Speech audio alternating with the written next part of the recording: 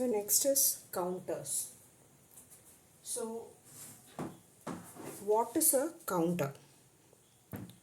So counter is a circuit which will count the clock pulses. Okay, so that is basically what a counter is. So there are two types of counters. One is synchronous and another is asynchronous. So if you take the sequential circuits also, there are two types of sequential circuits. One is synchronous and the other is asynchronous. Similarly, in the case of counters also, you have synchronous counters and asynchronous counters. So what is the difference between a synchronous counter and an asynchronous counter? So counter basically counts the clock pulses. So you have a clock generator which will generate a series of clock pulses.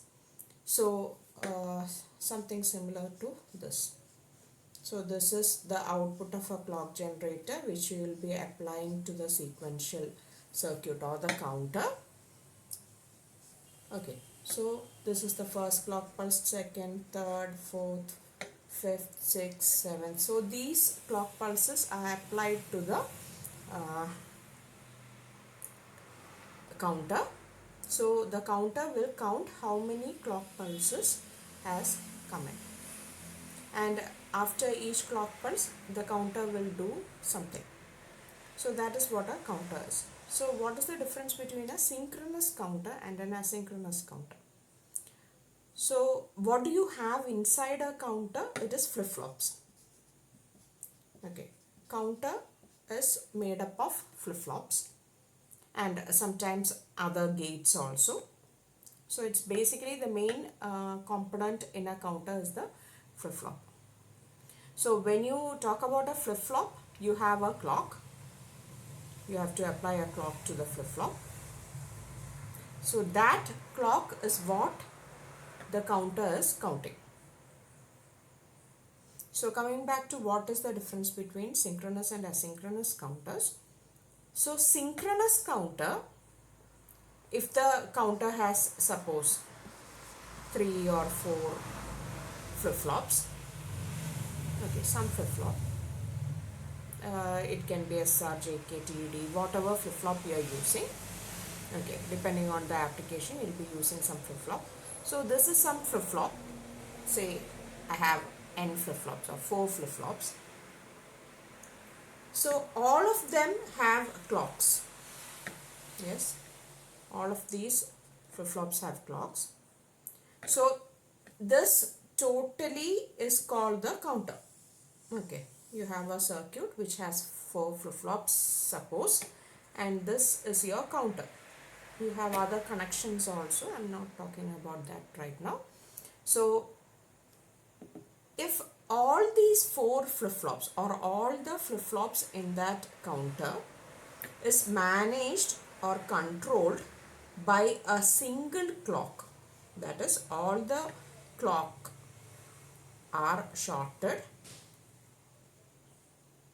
yes, and you are applying a single clock, you have one clock output, this, and you are applying the same clock to all the flip-flops, then it is called a synchronous counter. This is a synchronous counter. So if all the flip-flops are synchronized using the same clock, it is called the synchronous counter. Now suppose each flip-flop in the counter has a different clock,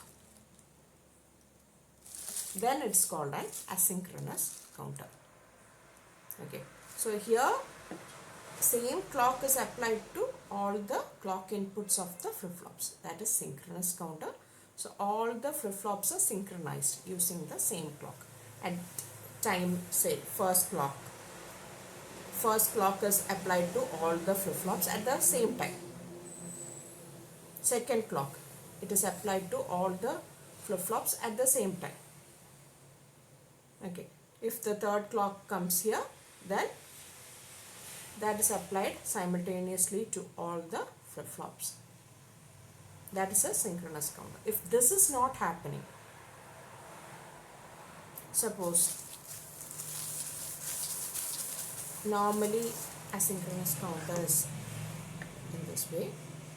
You have a flip-flop, again say 4 flip-flops. You are applying the clock from the clock generator to one of the flip-flops. Normally this is the LSB flip-flop. And suppose the output of this is connected to the input of this, output of this is connected to the input of it. These are the clock inputs of the other flip-flops. This is Qn, this is Qn of this is Qn of the next. So the clock you are applying here, that will produce an output. That will clock the other flip-flop. The output of this flip-flop will change, and that change will clock the next flip-flop. Output of this will clock the next flip-flop. This is called as asynchronous counter. This is also called a ripple counter. Why is it called a ripple counter? Like you see the ripples in a sea. The clock is applied here, that will produce a change here. That change is rippled to the clock of the next flip-flop. That will produce a change here. That is rippled to this flip-flop. Produces a change here. That is rippled to this flip-flop. So that's why you call this a ripple counter. So the clock from the clock generator is applied directly only to one flip-flop. That will cause a ripple clock to ripple through the other flip-flops connected in the circuit. So that is the basic difference between the synchronous and asynchronous counter. How the clock is applied to each of the counter. That will decide on whether the circuit itself is synchronous or asynchronous, and if the circuit counts the clock pulses, then it's also called a counter. So the same explanation holds true for the sequential circuits also. So in a sequential circuit, if the all the components, all the flip-flops in the sequential circuit, if it's counter or not, also if all the flip-flops are connected to the same clock, it's a synchronous sequential circuit. If it is not, and if different clocks are connected to different flip-flops, then it is a asynchronous sequential circuit. So first we'll start with the asynchronous counters. So asynchronous counters or ripple counters,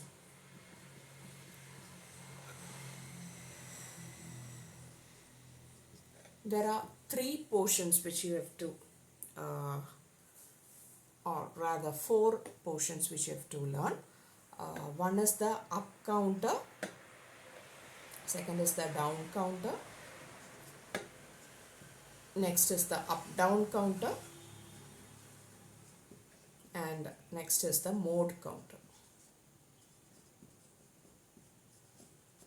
So these are the 4 circuits you have to learn. So while we talk about the asynchronous circuit and the synchronous circuit, there is a difference, like in the case of clock, that is there. There is another difference in how you draw the circuit. Like in asynchronous counter, basically you go with the logic. Okay, you have just a logic, and using the logic you are directly drawing the circuit. You have a truth table for sure.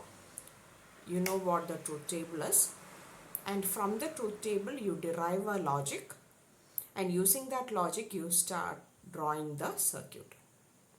But in synchronous circuit, in synchronous counters, you have the truth table, same truth table. If it's up counter, you have synchronous up counter and asynchronous up counter. Same with down counter, up down counter, mod counter, everything. All these are there for synchronous and asynchronous. So design wise, in asynchronous you just look at the logic and start drawing. In the case of synchronous counters, you have to design. So if there's a word called design a counter, design the up counter, then if you see the word design, understand that it is a synchronous counter. Design is only for synchronous counter. You cannot design an asynchronous counter. You are just using the logic and drawing the circuit. There is no design involved. Okay, there are no K-maps involved, there are no expressions involved, nothing like that. You're just drawing straight from the truth table. So in synchronous counter, you have a truth table for sure. You use excitation table, then you derive using Boolean expressions for outputs, using K-maps. From those expressions you draw the circuit. It's a lengthy process. So design means it's synchronous counter. But then again, there are sometimes wrongly they ask questions like design an asynchronous counter. Last time, like there are few cases where such a question comes up. Design an asynchronous counter. So actually it is wrong to say design an asynchronous counter. But then since they told asynchronous counter, go for asynchronous itself. No need to go for design. Okay. Design a counter means it's synchronous. But if they wrongly say that design an asynchronous counter, then don't give importance to design. Give importance to the asynchronous part. Okay. That design part may be wrongly coined. So coming to that, let's start with the asynchronous up counter. So we are going to draw the 3-bit asynchronous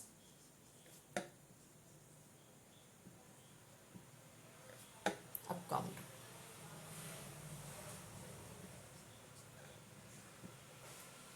Yes.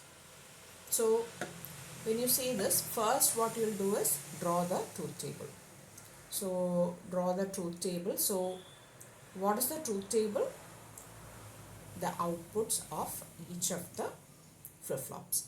So 3-bit asynchronous up counter. So from this, what do you understand? It is 3-bit. So you have 3 flip-flops. Asynchronous counter. So you know how the clock will be connected. Up counter. Up counter means it counts up in the ascending order from 0 to up. So it's a 3-bit up counter. 3-bit up counter means what? There are 3 bits, so it can count from 0, 0, 0 to 1, 1, 1. So 0 to 7 it will count. That is 0, 0, 0 to 1, 1, 1. So this much you understand from the question itself. So where do you get the 0, 0, 0 or 1, 1, 1? Those things where do you get? At the output of the flip-flop. Where? At the Qn plus 1. Okay. So that Qn plus 1, since we have 3 flip-flops, because it's a 3-bit counter, you need 3 bits, which are the outputs of each of the flip-flops. I'm going to name it like, say, Q2, Q1, Q0, where Q2 is the MSB flip-flop, Q0 is the output of the LSB flip-flop. So what will be my outputs? So after each clock pulse, so before I give a clock pulse, before any clock pulse is given, I should get a 0, 0, 0. First clock pulse is applied, I'll get a 0, 0, 1. Second clock pulse is applied, I should get a 0, 1, 0. Third clock pulse, 0, 1, 1. Fourth, 1, 0, 0. Fifth, 1, 1, 1, 0, 1. Sixth, 1, 1, 0. Seventh, 1, 1, 1.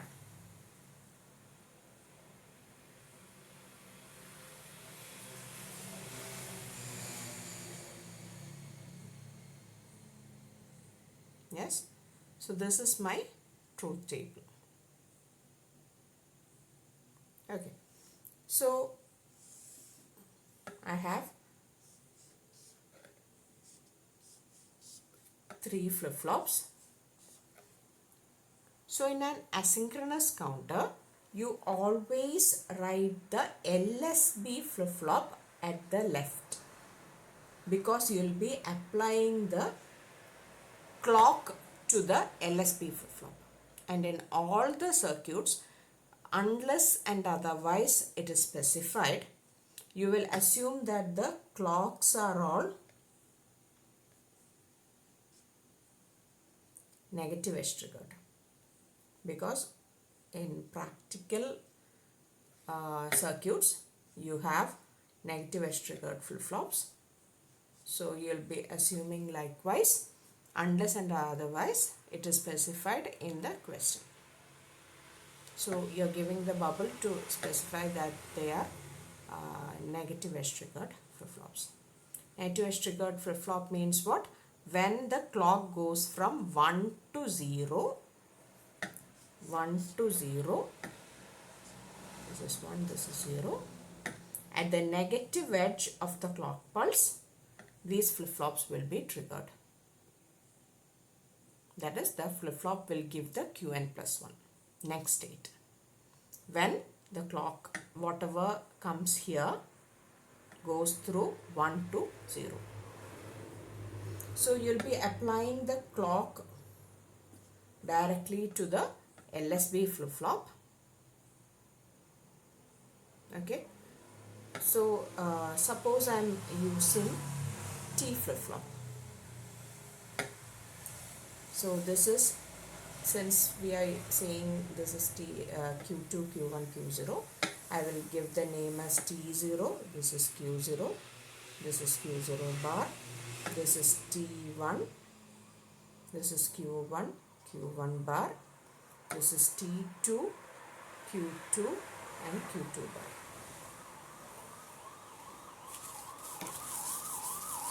Then we'll just draw it a bit, little bigger.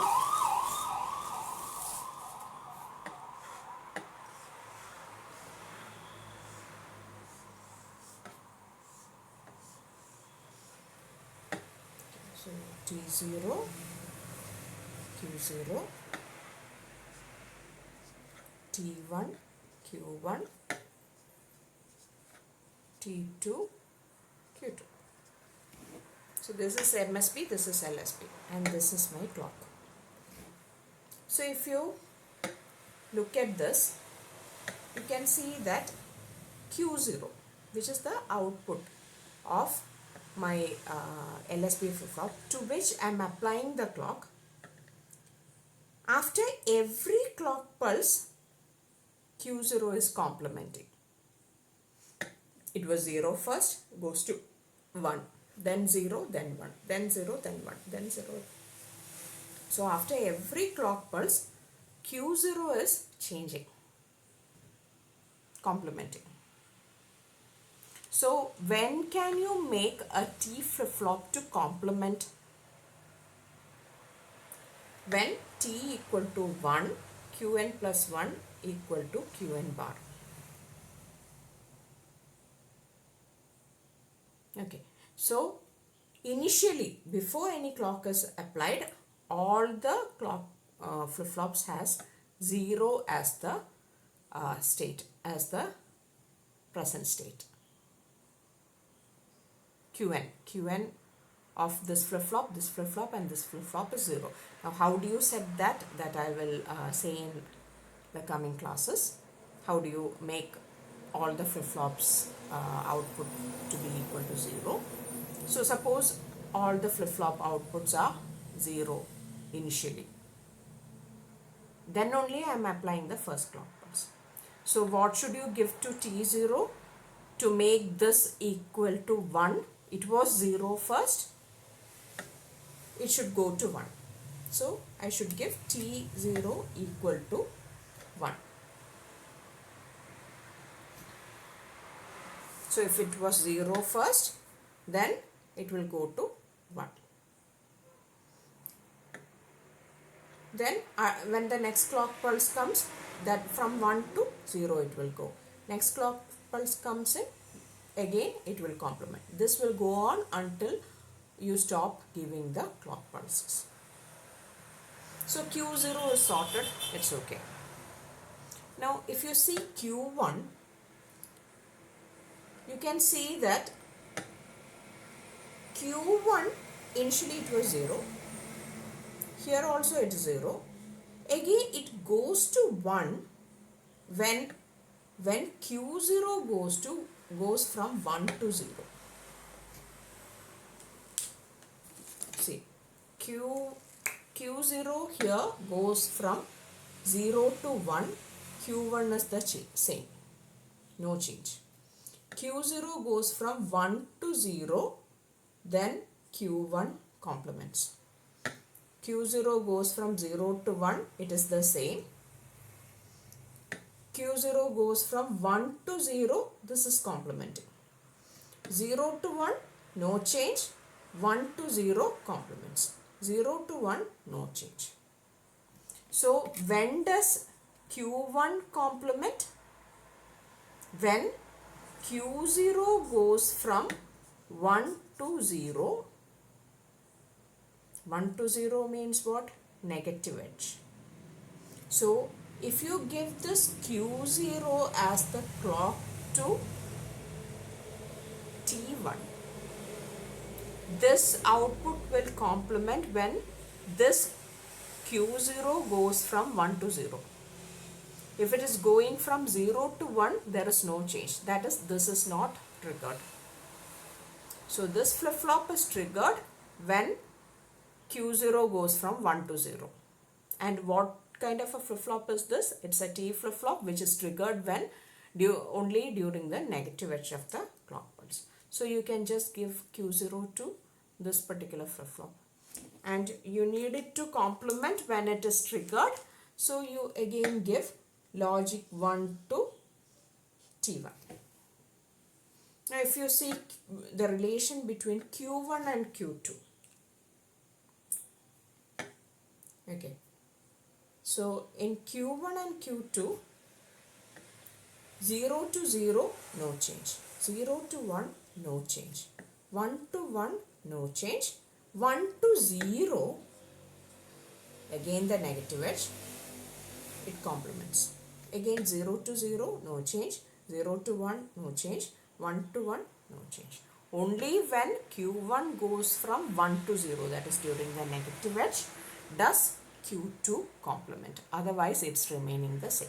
So, the same logic, Q1 triggers T2 when Q1 goes from 1 to 0.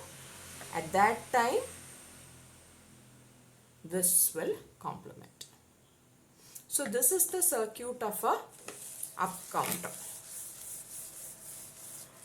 of asynchronous 3-bit up counter. Next is a down counter. So 3-bit asynchronous down counter. So 3-bit asynchronous down counter, again we'll see it as Q2, Q1, Q0. 3-bit asynchronous down counter.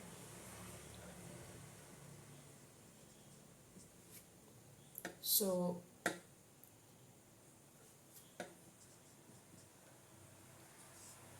clock 0, it is down counting. That is, it will count from 7 to 0. So it is 7 at first. First clock pulse, it will count down 7, 6. Backwards it's counting in the descending order. Second clock pulse, it will count 6, this is 5. Third clock pulse, 4. Fourth clock pulse, 3. Fifth clock pulse, 2. Sixth clock pulse, 1. And seventh clock pulse, 0. So here again we'll draw. Again we are using T flip-flops.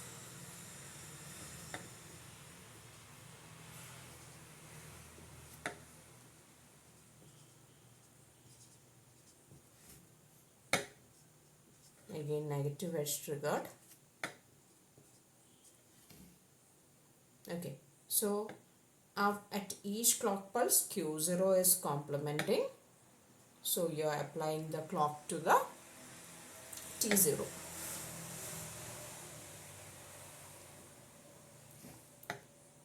Q1 will complement when Q0 goes from 0 to 1.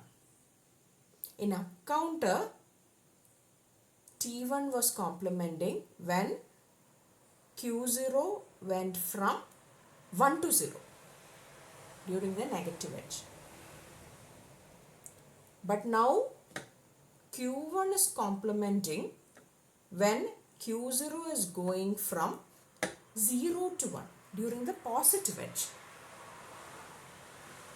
Okay, 0 to 1, if Q0 goes, Q1 should complement.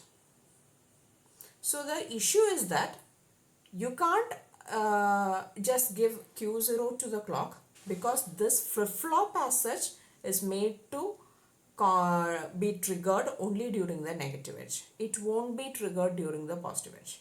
But as per the logic, this is triggered only, this should be triggered only during the when Q0 goes from 0 to 1.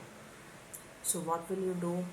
If Q0 goes from 0 to 1, at that time what will Q0 dash go change as? It should change as 1 to 0. Because if Q0 is 0, Q0 dash is 1. If Q0 is 1, Q0 dash is 0. Yes. So when Q0 changes from 0 to 1, this should be triggered. And this is triggered only during the negative edge. Means give the Q0 dash to trigger the flip-flop.